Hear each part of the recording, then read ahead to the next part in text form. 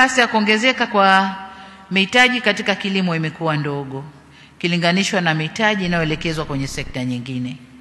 Kuwepo kwa benki hii kutaongeza upelekaji wa mitaji kwa wakulima na hatimaye sekta nzima ya kilimo.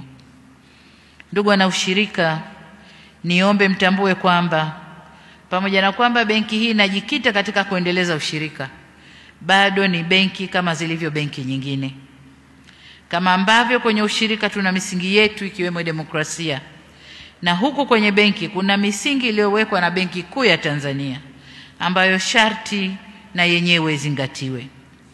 Na alisisitiza hili kwani kuzingatia misingi hiyo kutatuhakikishia uimara, uwezo wa kujiendesha kibiashara na uendelevu wa benki yenyewe.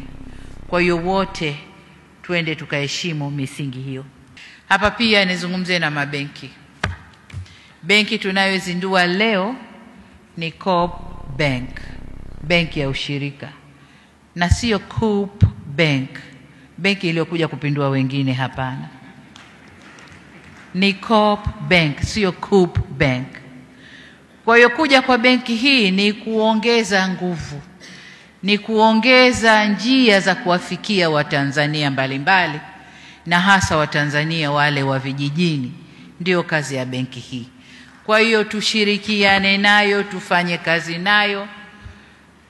Najua biashara ya benki ni ushindani, tunaweza tukashindana nayo, lakini kubwa tusaidiane nayo ili Watanzania wafaidike na yale tuliyo ya kusudia.